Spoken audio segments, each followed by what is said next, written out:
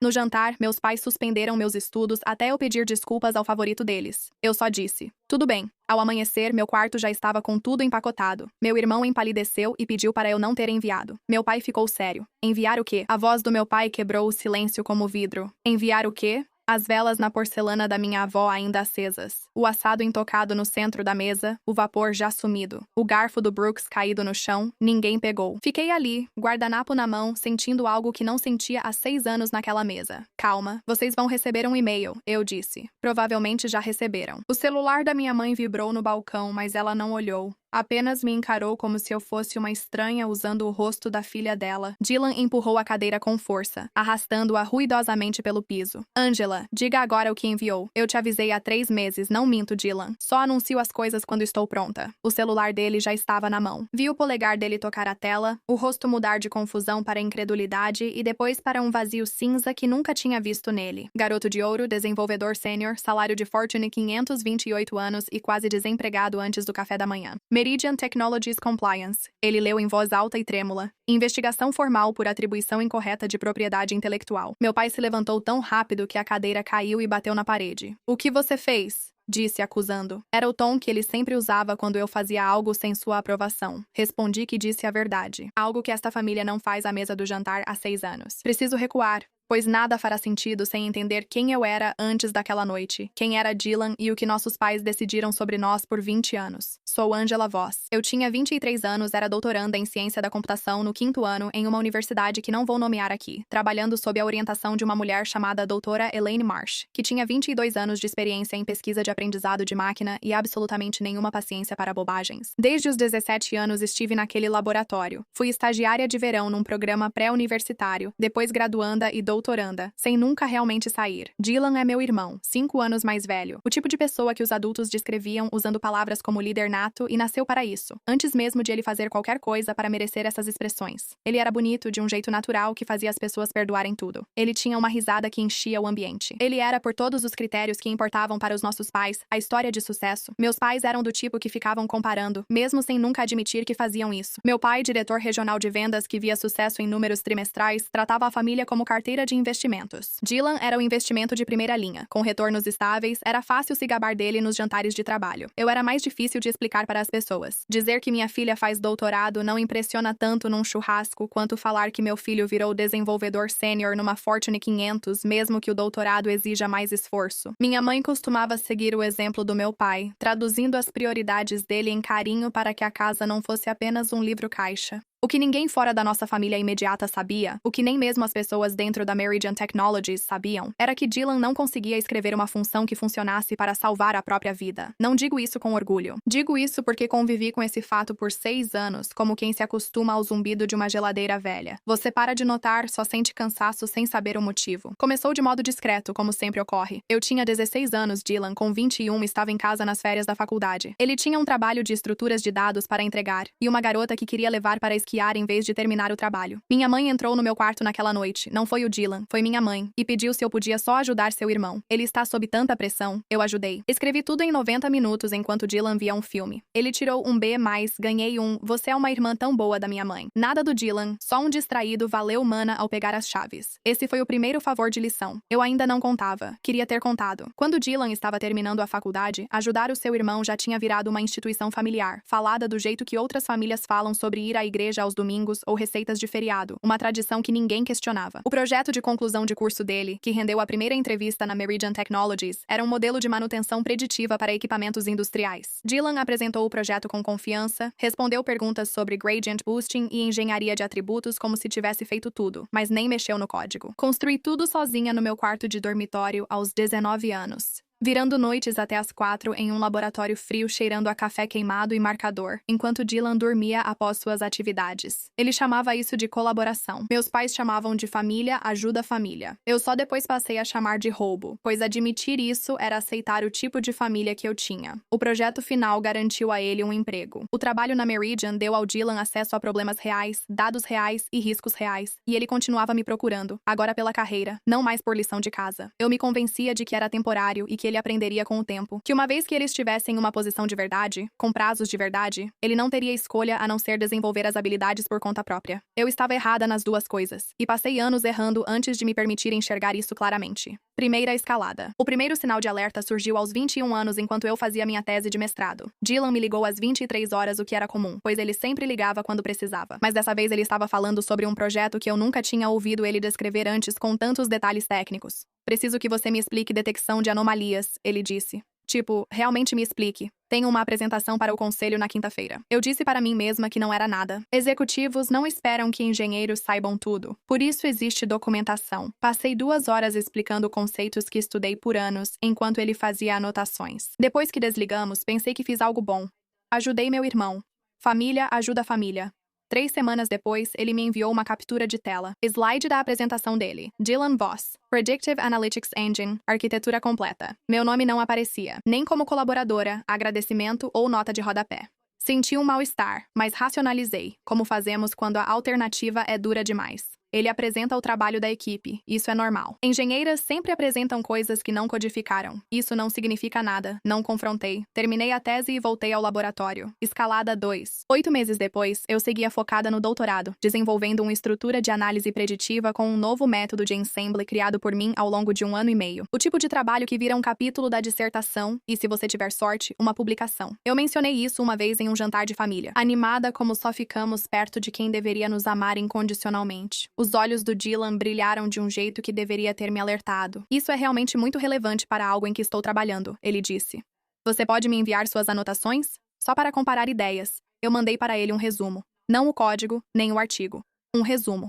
Daqueles que você daria para um colega em uma conferência. 6 semanas depois, a Meridian Technologies anunciou um motor de análise preditiva revolucionário em um boletim interno que acabou em um blog de tecnologia. A estrutura descrita naquele post de blog usava exatamente a mesma arquitetura de conjunto que eu tinha criado. Exatamente as mesmas métricas de avaliação. Até mesmo a mesma convenção de nomes que eu usei para as variantes do meu modelo. Modelo alfa, modelo beta, modelo gama, aquele tipo de escolha de nomes que é praticamente uma impressão digital. Minhas mãos estavam tremendo quando li aquilo. Pensei que era coincidência, que métodos de conjunto não são exclusivos e vários pesquisadores criam arquiteturas parecidas de forma independente. Eu disse isso para mim mesma, sabendo lá no fundo da racionalização que eu não acreditava em uma só palavra daquilo. Liguei para Dylan. Ele riu e não deu importância. Grandes mentes pensam igual, mana. Você devia se sentir lisonjeada por alguém da indústria pensar como você. Eu deixei pra lá. Família ajuda a família. Essa frase virou uma espécie de moeda de troca lá em casa. Enquanto outras famílias diziam, nós te amamos, ou tenho orgulho de você, minha mãe usava isso para encerrar discussões, meu pai para começar, e Dylan como senha para conseguir o que queria de mim. Meu tempo, sono, código e silêncio. Quero ser honesta porque isso importa. Eu não fui uma vítima passiva. Percebi que algo estava errado. Eu percebia aos 19, aos 20 e aos 21. Eu percebia toda vez e depois me convencia a não perceber. Porque a alternativa, admitir que meus pais construíram toda uma mitologia familiar em torno de um filho que na verdade não conseguia fazer aquilo que eles diziam para todo mundo que ele fazia, era algo grande demais para suportar enquanto eu também terminava uma dissertação. Então eu compartimentalizei, eu construí 2 vidas separadas. Minha vida dividia-se entre Angela, a pesquisadora respeitada em seu laboratório e citada em 2 periódicos antes dos 23, e Angela, a irmã quieta que ajudava. A doutora Marsh percebeu isso antes mesmo de eu me permitir perceber. Ela me chamou para conversar depois de uma reunião do laboratório naquela primavera. Eu me lembro porque estava chovendo, uma daquelas tardes cinzentas em que os radiadores antigos do prédio fazem barulho o dia inteiro, e ela perguntou sem rodeios: quem mais tem acesso ao seu repositório? Contei para ela sobre o armazenamento em nuvem da família, dizendo que era só backup. Ela ficou em silêncio e depois falou: Angela, já faço isso há muito tempo. Pessoas brilhantes costumam desvalorizar seu trabalho não por modéstia, mas porque foram ensinadas assim. Não entendi o que ela quis dizer. Ainda não. Escalonamento 3. O e-mail do Marcos chegou numa terça de março às 9h47 enquanto eu corrigia relatórios de laboratório da graduação na sala compartilhada do departamento. Assunto: dúvidas sobre seu artigo. Oi, Angela. Desculpe o contato inesperado. Sou cientista de dados em uma empresa que analisa concorrência para investidores da Meridian. Ao revisar a análise técnica da nova plataforma deles, notei que se parece muito com seu artigo de 2023, mesma arquitetura, abordagem de benchmarking quase idêntica. Você está prestando consultoria para eles? Só estou tentando entender as semelhança antes de escrever sobre isso. Marcus Chen. Eu li 4 vezes. Minhas mãos ainda não estavam tremendo. Isso veio depois. Pedi ao Marcus toda a documentação disponível. Ele enviou um white paper técnico da Meridian, distribuído para poucos investidores institucionais. 11 páginas. Minha arquitetura descrita quase palavra por palavra. O nome do meu irmão na capa como arquiteto principal. Dylan Voss. Nenhuma citação, nenhum reconhecimento de que qualquer parte daquilo tinha vindo de outra pessoa. Sentei na minha mesa no escritório compartilhado, com meu artigo e o white paper da Meridian abertos, alternando entre eles. Senti o chão se inclinar sob mim, mas não gritei, nem chorei. Apenas fiz contas. 6 anos. Comecei a contar de trás para frente. Cada projeto final, ligação à meia-noite, cada só me explica de novo. Todos os slides com o nome dele, nenhum com o meu. Contei e o número só crescia. E em algum momento dessa contagem, eu parei de tentar justificar qualquer coisa. Nível 4 de escalonamento. Eu queria mais que a semelhança entre 2 documentos, pois sabia como meus pais reagiriam a uma coincidência. Então, fiz o que devia ter feito há anos. Abri o armazenamento em nuvem da família, usado por todos desde meu ensino médio. Uma pasta conjunta que minha mãe criou para fotos da família e documentos importantes, que ao longo dos anos acabou virando um depósito para tudo. Inclusive uma pasta que eu mantinha para os meus rascunhos de pesquisa, porque era mais fácil acessar da casa dos meus pais durante os feriados. Eu verifiquei os registros de acesso. 47 entradas. 47 vezes alguém abriu minha pasta privada de pesquisa usando as credenciais de login do Dylan, voltando 3 anos. 2 da manhã, 3 da manhã. Sempre que o registro de horário ocorria, eu estava dormindo, viajando ou numa conferência, sem notar se uma pasta era aberta. Passei muito tempo sozinha no laboratório, enquanto o café esfriava. A luz fluorescente acima de mim piscava no mesmo ritmo de sempre, como se contasse os segundos comigo. 47 vezes em 6 anos, um irmão sorria para mim aos domingos, enquanto roubava descaradamente a minha mente. Fui para casa naquele fim de semana, voltei ao apartamento e não dormi. Eu ficava abrindo e fechando a planilha do registro de acessos, como se ela pudesse mudar se eu desviasse o olhar por tempo suficiente. Por volta das 3 da manhã, finalmente fiz algo que deveria ter feito anos antes. Exportei tudo. Todo o histórico de versões, cada data e hora de cada commit, cada rascunho da minha tese com os metadados ainda anexados, mostrando exatamente quando cada sessão tinha sido escrita e por quem. Organizei pastas como um arquivo de investigação. Nessas noites sem dormir, deixei de ser só irmã tentando entender o irmão e virei pesquisadora documentando padrões. Minhas mãos tremiam enquanto trabalhava, mas não era exatamente medo. Era quase raiva, finalmente encontrando um caminho. Escalonamento 5. Tentei resolver isso em silêncio uma vez. Liguei para Dylan e pedi calmamente que falasse com a equipe da Meridian sobre incluir a atribuição no mecanismo de análise, explicando que isso nos protegeria caso surgissem perguntas técnicas. Ele reagiu na defensiva. Você vai mesmo fazer isso? Depois de tudo que fiz por esta família, você quer transformar em crédito? Eu construí isso, Dylan. Nós construímos, ele disse. Você sempre precisa ser o mais inteligente da sala. Desliguei antes de falar algo irreversível. Essa foi nossa última conversa antes do jantar de sexta. Não fui à polícia, pois não havia crime. Isso era uma atribuição incorreta de propriedade intelectual e má conduta acadêmica, o que significava que as pessoas que realmente podiam fazer algo a respeito não eram detetives. Eles eram responsáveis por compliance e integridade, então precisei apresentar um caso sério. Minha orientadora, doutora Elaine Marsh, foi a primeira a quem contei. Sentei no escritório dela numa tarde de quinta-feira, abri o laptop e mostrei o artigo, white paper, registros de acesso, 6 anos resumidos em 40 minutos de provas. Ela ficou um tempo em silêncio. Então ela disse: "Preciso que você me envie tudo o que acabou de me mostrar, por escrito, ainda hoje à noite." A doutora Marsh construiu sua carreira em casos de integridade em pesquisa. Ela integrava o Comitê de Conduta Acadêmica da universidade há 11 anos e sabia quais documentos eram válidos. Sob a orientação dela, eu construí o que ela chamava de um registro limpo, rascunhos datados da minha pesquisa desde o 2º ano da faculdade, repositórios de código com controle de versão, mostrando cada alteração incremental, os registros de acesso à nuvem, a comparação dos white papers e uma carta assinada pela própria doutora Marsh, confirmando que ela supervisionou pessoalmente o desenvolvimento do algoritmo desde sua forma mais inicial. Esse é o trabalho da sua vida, ela me disse. Você não pode ficar em silêncio sobre quem o construiu. O silêncio permite que pessoas como seu irmão vençam. Naquele dia, ela me deu um folheto de doutorado com bolsa integral em outro estado. Ela me indicou um programa onde buscavam minha especialização. Você merece ser reconhecida. Inscreva-se discretamente. Não deve satisfação a ninguém, disse ela. Lembro de estar sentada no carro, na garagem, naquela noite, com o folheto ao lado, sentindo algo como luto. Não era porque eu queria ir embora. Eu queria ir embora há anos, sem me permitir admitir isso. Mas porque uma parte teimosa de mim ainda acreditava que, se eu encontrasse a prova certa, a frase certa, o momento certo, meus pais finalmente escolheriam enxergar o que estava acontecendo debaixo do próprio teto. Fiquei sentada por um tempo antes de girar a chave. Sem mensagem no grupo da família, sem anúncio no jantar, só inscrição, 3 cartas de recomendação e paciência. Passei 3 meses preparando meu caso enquanto fingia sorrir nos jantares e ouvia Dylan se gabar para o conselho. Deixei ele me ligar à meia-noite, desesperado, pedindo que eu explicasse o código que afirmou ter feito para a reunião com o CTO da Meridian. Anotava a data e hora de cada ligação em um caderno guardado na gaveta da escrivaninha, ao lado do laptop, onde ninguém da família pensaria em procurar, pois nunca se importaram em observar o que eu fazia. Em junho, finalizei meu relatório de 41 páginas. Linha do tempo completa, comparações de código, registros de acesso, doutoração, carta assinada de Marsh e análise jurídica de Priya Anand, advogada de propriedade intelectual com 14 anos de experiência em disputas entre empregadores, universidades e pesquisadores. Priya revisou minha documentação por 2 semanas e afirmou: "Isso não é ambíguo. É um dos rastros documentais mais claros que já vi em casos de atribuição indevida. Você pode enviar amanhã." Eu tinha 2 destinatários prontos: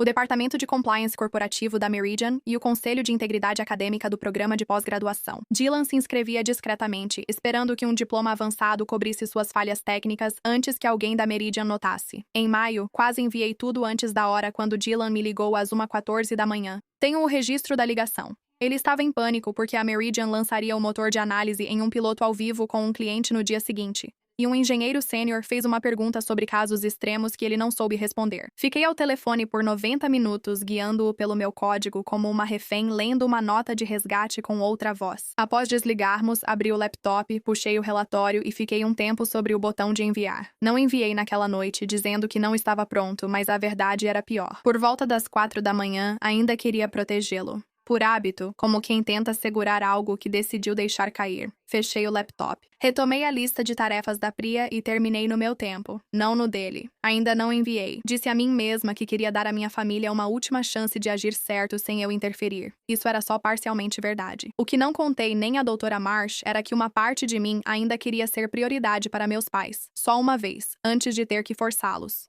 Então, minha mãe ligou. Jantar na sexta, seu pai quer conversar. Eu já sabia o que isso significava. Desde os 16 anos eu já sabia, enquanto fazia um trabalho de estruturas de dados sem receber crédito. Eu tinha 4 dias para decidir se enviava o relatório antes ou depois do ultimato dos meus pais. Liguei para Priya Anand na 4ª à noite, e ela foi direta. Legalmente, o momento não importa. As provas são as provas. Emocionalmente, essa decisão é sua, não minha. Depois disso, liguei para a doutora Marsh. Ela fez uma pergunta: "O que você realmente está esperando?" Eu não tinha uma resposta que fizesse sentido em voz alta. Então, comecei a arrumar minhas coisas. Caixas, uma por vez, até tarde de quarta e durante toda a quinta. Livros, impressões de pesquisas, a carta de aceitação emoldurada que ninguém sabia. No total, 11 caixas até quinta, 23 horas. Lacradas, etiquetadas e junto à porta do meu apartamento como contagem regressiva. Programei o relatório para envio automático às 9 horas, sexta à noite, antes do jantar e de alguém me convencer do contrário, ou da vontade de agradar meu pai e me fazer deletar de novo. Pausa rápida. Confira meu Spotify na descrição para mais histórias como essa, com melhor qualidade. Virei o celular para baixo e tentei dormir, mas quase não consegui. Levantei antes do alarme para ver a confirmação de envio chegar na caixa de saída na hora certa. Quando fui à casa dos meus pais à noite, já estava feito, mas ainda não contei a ninguém.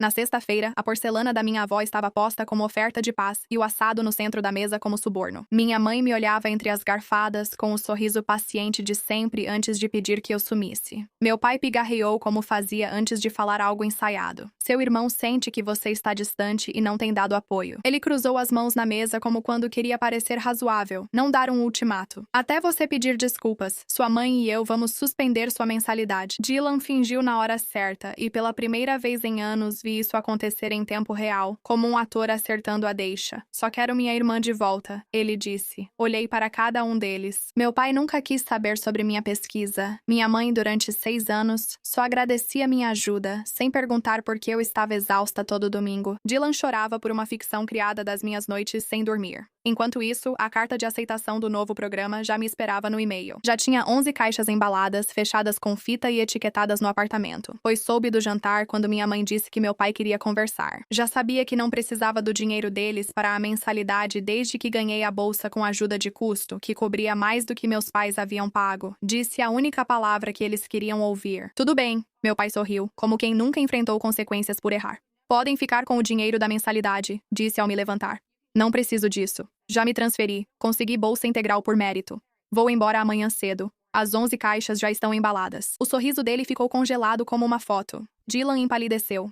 Angela, espere, precisamos conversar em particular. Não há nada para conversar, exceto sobre o algoritmo que você apresentou ao conselho da Meridian. Aquele que você vem apresentando como seu há 6 anos. Silêncio. Até as velas pareciam prender a respiração. Enviei a documentação hoje cedo para o compliance da Meridian e o Conselho de Integridade Acadêmica. Dylan apertou tanto o encosto da cadeira que seus dedos ficaram brancos. O garfo de Brooks caiu da mão dela e fez um barulho alto na porcelana, quebrando o silêncio. Por favor, ele sussurrou. Diga que você não enviou. Não respondi. A voz do meu pai quebrou o silêncio. Enviar o quê? O celular da minha mãe vibrou de novo, e dessa vez ela olhou. Vi seu rosto mudar. Confusão, depois foco, seguido de uma quase vertigem, como se o chão da sala de jantar se movesse sob sua cadeira. Dylan, ela sussurrou, sem levantar os olhos. Por que diz 47 acessos? Posso explicar, disse Dylan apressado, como quem não sabe explicar. Explique para Meridian, falei. Já passei a linha do tempo para eles. Meu pai ficou de pé, apoiado na mesa, me olhando como se buscasse a filha que conhecia sob a que via à sua frente. Você agiu pelas nossas costas. Não, respondi. Apenas contornei uma mentira em que todos escolheram acreditar. Não é o mesmo. O silêncio permaneceu. Peguei minha bolsa da cadeira. Fui ao hall de entrada e saí. Ouvi minha mãe chorar atrás de mim e meu pai, com voz baixa e furiosa, dizendo o nome de Dylan como se já soubesse a resposta. Esse foi o momento em que tudo desmoronou, e continuou desmoronando pelas 6 semanas seguintes. Em pedaços, em telefonemas, em reuniões das quais eu não participei, mas sobre as quais ouvi depois, de pessoas que estavam lá. O setor de conformidade da Meridian foi mais ágil do que imaginei. Rachel King, diretora de conformidade corporativa, me ligou na quarta-feira seguinte. Ela é ponderada e imperturbável, com 9 anos investigando esse tipo de má conduta. Ela perguntou onde desenvolvi o algoritmo, se assinei algo dando direitos ao Dylan ou à Meridian e se tinha documentação de autoria antes da contratação do Dylan. Enviei as 41 páginas para ela, como fiz com a doutora Marsh. 4 dias depois, Rachel me ligou. Quero ser direta. Levamos isso a sério. Deturpar a origem da propriedade intelectual é uma questão legal, não de desempenho, para nosso conselho e investidores. Abrimos uma investigação formal e seu irmão foi afastado imediatamente até a revisão. Pela primeira vez em 6 anos, senti alívio. 2 semanas depois, soube pela doutora I. Marsh, que manteve contato com um colega do Conselho de Integridade da pós-graduação, que a inscrição de Dylan havia sido formalmente negada e sinalizada, e que essa sinalização o acompanharia em qualquer outro programa ao qual ele se candidatasse dentro da mesma rede de credenciamento. O Dr. Thomas Hayes, que presidiu o conselho por 18 anos julgando má conduta acadêmica, concluiu que as evidências de atribuição indevida e deliberada de autoria estavam entre os casos mais bem documentados analisados naquele ano. Essa frase, indireta e clínica, teve em mim um efeito inesperado, tornando tudo real de um modo que o jantar em família não conseguiu. Uma pessoa de fora da família, sem motivo para nos proteger, analisou e disse: ela está certa. A investigação interna da Meridian durou 5 semanas. Na terceira semana, pediram que eu desse um depoimento formal por videochamada, com Rachel King e o advogado trabalhista Gordon Pierce, da Meridian. Eles faziam perguntas cuidadosas e repetitivas para garantir que minha história não mudasse sob pressão. Não mudou. Tive 3 meses e 41 páginas para ter certeza. Você pode nos explicar o histórico de commits no slide 14? Gordon perguntou em determinado momento, e eu expliquei. Linha por linha, carimbo de data e hora por carimbo de data e hora, observando o rosto dele mudar de uma neutralidade profissional para algo mais próximo da resignação. No final da ligação, Rachel disse, em off, estou fazendo isso há 9 anos. Raramente vejo uma documentação tão clara de alguém tão jovem. Rachel King me ligou novamente no fim da investigação, por cortesia. Dylan tinha sido demitido por justa causa, não dispensado, não reestruturado, demitido por motivo justificado com uma anotação formal em seu registro de emprego que apareceria em qualquer verificação de antecedentes séria pelo resto de sua carreira na área de tecnologia. O Predictive Analytics Engine foi removido dos materiais para investidores da Meridian, enquanto o jurídico avaliava a atribuição futura. Rachel explicou que meu nome provavelmente estaria na documentação final, mas não podia garantir prazos. Não era o pedido de desculpas que eu queria antes, mas era melhor, era verdadeiro. Brooke terminou o noivado 3 semanas após o jantar. Soube por uma prima, pois minha mãe e eu quase não nos falávamos então. Brooke ouviu parte de uma ligação de Dylan com os investigadores da Meridian e percebeu, ao vê-lo tropeçar em perguntas técnicas sobre sua própria arquitetura, mais do que em 6 anos de noivado. Meus pais não pediram desculpas. Eles pediram, pois seria um final mais simples, mas não é esse tipo de história. Meu pai ligou 3 semanas após minha mudança e disse que envergonhei a família, que podia ter resolvido isso em particular. Minha mãe mandou: espero que você esteja feliz. Eu estava, mas não falei. Me mudei para um pequeno apartamento a 2 quarteirões do campus da minha nova universidade, em um programa feito exatamente para o tipo de pesquisa que eu vinha fazendo em segredo há anos, cercada pela primeira vez por pessoas que perguntavam no que eu estava trabalhando e realmente queriam saber a resposta. Na primeira semana, uma aluna do segundo ano, Priya Ozzy, sem ligação com minha advogada, pediu para ver meu artigo publicado e passou 20 minutos fazendo perguntas detalhadas, mostrando que realmente leu o texto. Voltei para meu apartamento sorrindo, feliz por alguém valorizar meu trabalho sem querer nada em troca. Ainda converso com a doutora Marsh a cada poucas semanas. Ela diz que sou uma das pesquisadoras mais disciplinadas que já orientou quando mencionam meu trabalho. Não por ser a pessoa mais inteligente que ela conheceu, como ela mesma diz, mas por manter registros detalhados por 3 anos, sorrindo para quem me roubava. Ela diz isso como elogio. Acabei acreditando. Terminei a dissertação 8 meses depois. Meu nome está em tudo. Cada modelo, arquitetura, noite sem dormir no laboratório frio com cheiro de café queimado. Agora, meu nome está lá, em tinta permanente, algo que 6 anos de jantares em família nunca permitiram. Na minha defesa, doutora Marsh ficou na primeira fila, e ao ser questionada pela banca disse: "Este trabalho fala por si só. Só levou tempo para as pessoas certas ouvirem. Só chorei ao chegar no carro." Dylan ainda não trabalha com tecnologia, até onde sei. Minha prima disse que ele conseguiu um emprego em vendas onde não precisa explicar modelos de gradient boosting de madrugada. Não me sinto vitoriosa por isso. Eu me sinto, na maior parte do tempo, apenas cansada, mas é aquele cansaço bom, o tipo de cansaço que você sente depois de finalmente colocar algo pesado no chão. A casa dos meus pais fica a 1h30 de voo de onde moro agora. Voltei só 2 vezes. Para o funeral da minha avó e a pedido da minha mãe. Em ambas, a conversa ficou superficial. É como andar na ponta dos pés perto de um buraco que todos decidiram ignorar. Não sei se isso vai mudar. Parei de esperar. Às vezes, lembro da luz fluorescente do antigo laboratório, aquela que piscava na noite em que achei os registros de acesso, que seguia contando os segundos como se soubesse antes de mim o que eu faria. Minha carreira foi construída sob luzes assim. Luzes silenciosas, baratas, sem glamour, piscando, sob as quais ninguém mais prestava atenção. Acontece que esse é exatamente o tipo de luz que você precisa se pretende fazer a contagem por conta própria.